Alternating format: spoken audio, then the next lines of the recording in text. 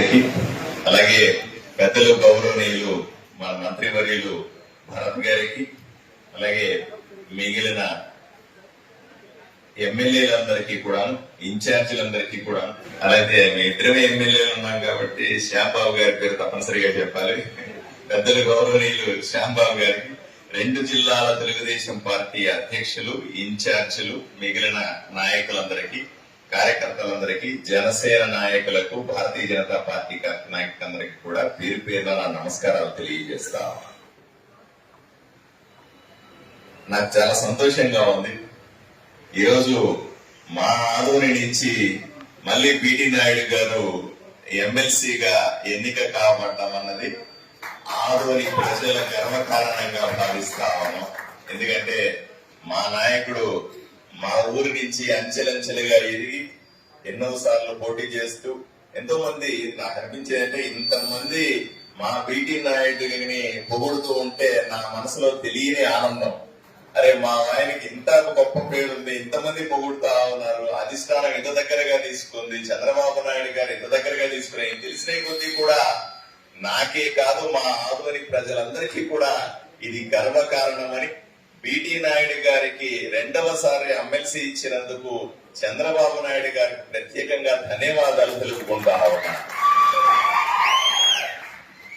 ఆయన రాజకీయ ప్రస్థానాల గురించి అందరూ చెప్పారు. నేను గత 15-20 సంవత్సరాలుగా ఆయనతో ప్రయాణం చేస్తున్నాను, మంచి స్నేహితుడుగా. ఆయన ఎంపీ ఎలక్షన్లు పోటీ చేయక ముందు గర్జనలు చేస్తున్న సందర్భంలో, పెద్ద పెద్ద మీటింగులు పెడుతున్న సందర్భంలో నేను డాక్టర్ గా ప్రాక్టీస్ చేస్తూ తిరుపతి నుంచి వచ్చేవాడిని. ఎంపీగా పోటీ చేసిన 2 సందర్భాల్లో కూడా ఆయన ప్రచారం కోసం వచ్చి 10-20 రోజులు తిరిగిపోయినాను. తర్వాత నేను రాజకీయాల్లోకి రావడం, తర్వాత నేను ఇంకో పార్టీలో ఎదుగుతుండడం, ఆయన ఒక పార్టీలో ఎదుగుతుండడం, ఒక చారిత్రాత్మక ఎన్నో విషయాల్లో మేము రాత్రులు కూర్చొని ఎన్నో విషయాలు మాట్లాడుకునేవాళ్ళం. ఈ జిల్లాలకు సంబంధించినటువంటి చర్చలు చేసేవాళ్ళం. ప్రతి సందర్భంలో ఆయన చూపే ఈ జిల్లా పట్ల కానీ, మరీ ముఖ్యంగా తెలుగుదేశం పార్టీ పట్ల ఆయన నిబద్ధత మాకెంతగానో స్ఫూర్తిదాయకం. మేమంతా రాజకీయాల్లో ఎదగడానికి మాకు స్ఫూర్తిదాయకంగా నిలిచిన పిటి నాయుడు గారికి ప్రత్యేకంగా ధన్యవాదాలు తెలుపుకుంటా ఉన్నాం. ఆయన ఇప్పటితో కాకుండా మరిన్ని పదవులను పొందాలని, ఇదే పార్టీలో మరింత ఉన్నత స్థాయికి పోవాలని, మరింత ప్రజాసేవలో మునిగి తేలాలని, ఆయన్ని మనస్ఫూర్తిగా ఆ దేవుడు ఆయనకి అన్ని రకాలుగా దీవించాలని కోరుకుంటా ఉన్నాం. ఇక ముఖ్యంగా పెద్దలు ప్రభాకర్ గారు మాట్లాడుతూ సలహా కూడా ఇచ్చినారు. దయచేసి ఆదోని అంటే మీకు అందరికి ప్రత్యేకత ఉంది. ఎందుకంటే ఈ జిల్లాలో తెలుగుదేశం పార్టీ కాకుండా భారతీయ జనతా పార్టీ నుంచి అయిన ఎమ్మెల్యే నేను, కాబట్టి నేచురల్ గా కొంత ఫోకస్ ఉండడం సర్వసాధారణమే. మీరు మాట్లాడితే మీనాక్షి నాయుడు గారు నాకు తండ్రి లాంటి వారు. ఈ మాట చెప్పడానికి నాకు మనస్ఫూర్తిగా ఆ రోజు నుంచి ఈ రోజు దాకా ప్రత్యక్షంగా కానీ పరోక్షంగా కానీ ఏ రోజు కూడా ఆయన నేను విమర్శించాను. ఎందుకంటే నాకు ఆయనకున్నటువంటి వ్యక్తిగత అనుబంధం అటువంటిది. రాజకీయంగా ఎన్నో అంశాలు ఉంటాయి వాటి.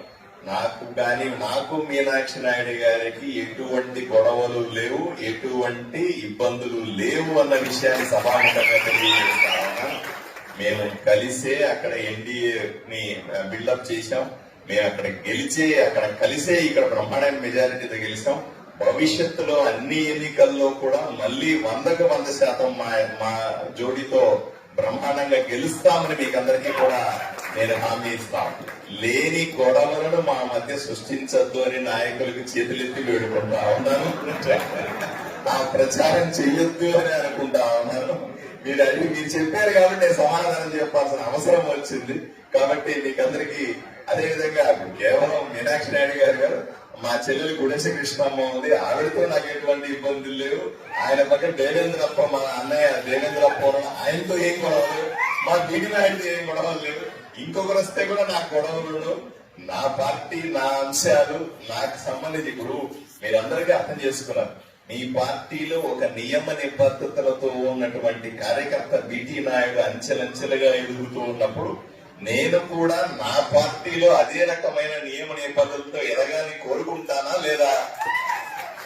అలాంటి సందర్భాల్లో నేచురల్ గా ఇప్పుడు మీ తెలుగుదేశం పార్టీలో ఏ నియోజకవర్గంలో చూడండి అందరు నాయకులు ఒకటిగా ఉన్నారా? ఉండరు కదా, సాధ్యం కాదు కదా. అలా మనస్పర్ధలు రావడం, ఇబ్బందులు ఉండడం సర్వసాధారణంగా ప్రతి నియోజకవర్గంలో ఉన్నాయి. దయచేసి ఆదోనిని ప్రత్యేకంగా చూడొద్దు అని చేతులెత్తి వేడుకుంటా ఉన్నా. ఆ రకమైన పరిస్థితులు ఉండవు. రెండు పార్టీల నుంచి వచ్చిన నాయకులు అక్కడ ఉండడం, వివిధ వర్గాలు ఉండడం వల్ల వచ్చిన ఇబ్బందే తప్ప ఆ ఇబ్బందులన్నీ టీ కప్పులో తుఫాను అని ఎప్పుడో చెప్పాను నేను. వీటిలన్నింటినీ కూడా మేము ఇంట్లో కూర్చొని సర్దుకుంటాం. ఎన్డీఏ కూటమి ఒకటిగా చేయడానికి ఈ జిల్లాలో పూర్తి స్థాయి ప్రయత్నాలు చేస్తాం. ఎటువంటి ఇబ్బంది ఈ రోజు దాకా లేదు, భవిష్యత్తులో రాదు అనే విషయాన్ని మీకు హామీ ఇస్తూ ఈ అవకాశాన్ని ఇచ్చిన మీ అందరికీ కూడా ధన్యవాదాలు తెలుపుకుంటాను. నమస్కారం.